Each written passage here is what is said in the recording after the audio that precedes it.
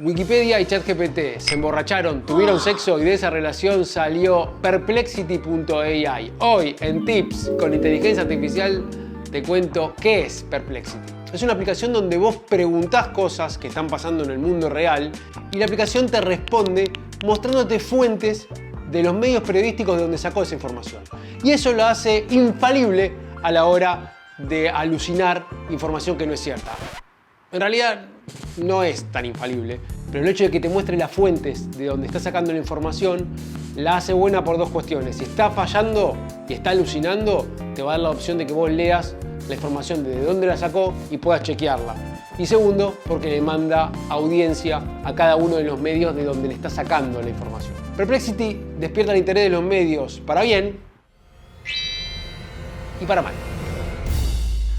Para bien, porque se lo ve como una manera completamente viable de cómo podría ser el uso de inteligencia artificial en los medios. No tener un portal donde vos tenés noticias, sino que hay alguien de la audiencia que te hace una pregunta, busca la información que vos como redacción generaste y le responde esa pregunta particular a una persona. Justamente eso que permite esta experiencia de expandir la noticia. Es decir, te responde cortito en el párrafo, pero si vos querés leer el artículo, vos podés ir a verlo y leer los 5 minutos de artículo, o si hay un video de 15 minutos en YouTube, podés tocar e ir a verlo y así ir expandiendo la noticia según cuánto te quieras interiorizar de lo que estás leyendo.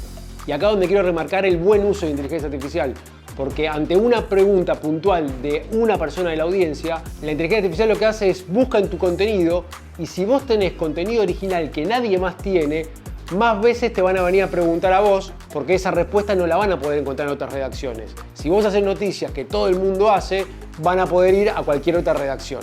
Por eso les remarco este video que está acá arriba de contenido commodity contra contenido original. Vayan a ver lo que está bueno, pero no ahora. Después yo te lo vuelvo a repetir. Pero esto del contenido original nos trae quilombos que no teníamos y nos trajo la inteligencia artificial. Esto de la originalidad en el tema de los medios es donde Perplexity se está ganando muchos enemigos dentro de la industria. Sacó una funcionalidad para hacer una especie de blogs de texto donde vos ponés nada más el título y te llena de textos y de fotos automáticamente todo con un resumen de lo que saca de los medios.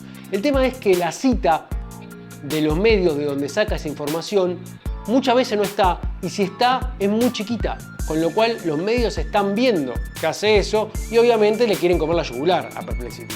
Pero hay otro problema puntual con Perplexity, la manera en que saca la data de cada una de las redacciones periodísticas. Y para eso vamos a ir un poquito para atrás y vamos a entender lo que se llama el crawling de datos de una página web. El crawling básicamente es cuando alguien... ¿Cómo andan? Estoy editando el video y me estoy dando cuenta que siempre me refiero al crawling como crawling. Crawling o scrapeo no es lo mismo, pero para el caso de video es lo mismo. Si quieren ser más puntillosos sobre la diferencia entre crawling y scrapeo, vayan a googlearlo, pero para este caso, scrapeo y crawling es lo mismo. Volvemos al video. Un beso, chau. El crawling básicamente es cuando alguien externo a tu página web va, lee la información y la transforma en una información distinta para beneficio propio.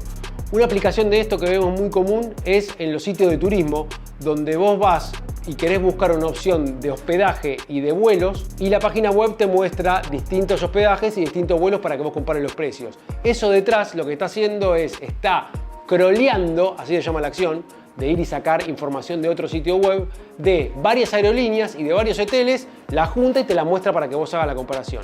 En el caso de los medios, es lo que hacen empresas como Perplexity o como OpenAI, están yendo a sacar la información, la están crawleando, para entrenar a sus inteligencias artificiales. Y te lo muestran a vos a través, en caso de OpenAI, con ChatGPT y en caso de Perplexity, con su aplicación.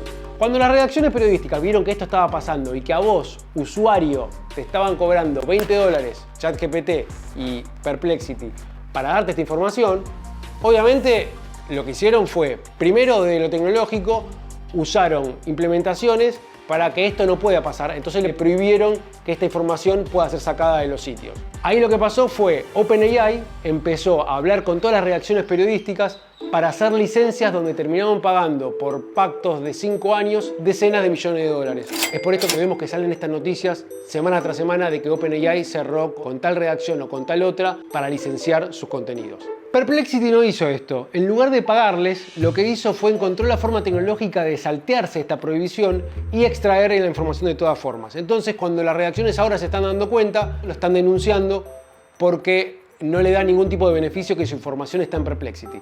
Lo que Perplexity dice es que les paga a las redacciones citando la fuente y mandándole tráfico. Lo que las redacciones dicen es que ese tráfico no es considerable como para no pagarle por su contenido. Ahora, nobleza obliga, que esto nunca lo vi en ningún medio de información. Le pregunté a Perplexity dos preguntas muy puntuales sobre cuál era el conflicto entre Perplexity y las redacciones periodísticas. Una a modo general y otra sobre su conflicto con Forbes, que Forbes le salió con los tapones de punta porque le robó un artículo de manera literal. Y en las dos ocasiones me respondió con lujo de detalles cuál era el conflicto. Nunca había ningún medio periodístico hacerse cargo de un conflicto de la manera que Perplexity lo hizo conmigo. Así que ahí poroto para Perplexity. Y para vos, que googleás todo el tiempo preguntas, me decís, ¿es lo mismo que googlear? Y yo qué sé, depende de cada uno. Esta funcionalidad que Google sacó ahora, donde vos preguntás algo y te hace un resumen en el encabezado, salió post Perplexity. Y viste cómo son las plataformas digitales. Yo hago puchero, ella hace puchero. Yo hago ravioles, ella hace ravioles. Uno saca stories, todos sacan stories. El otro saca contenido corto para ver en vertical, scrolleando para arriba, todos sacan contenido vertical corto, scrolleando para arriba. Entonces es muy posible que como eso fue posterior a la fundación de Perplexity, Google le haya afanado esa funcionalidad de Perplexity. No lo sabemos de hecho, pero es muy posible. En lo personal me encuentro mucho más lleno por la respuesta que me da Perplexity sobre hechos puntuales. Le doy un ejemplo puntual, le pregunté cuál es la situación de Argentina hoy en materia económica y Perplexity me hizo un resumen mucho más lógico, citando la fuente de cada uno de los medios. Y en el caso de Google, basado en un artículo del año pasado del Banco Mundial, me respondió basado en eso. Coméntenme después ustedes cómo es la diferencia entre googlear y perplexitear, si existe esa palabra. Una situación muy careta que les quiero contar que a mí me resuelve mucho.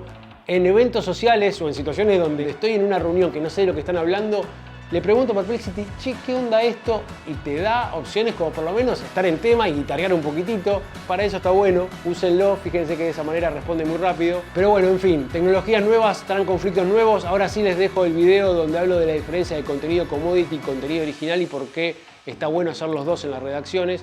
Así que vayan y mírenlo. Un beso, adiós.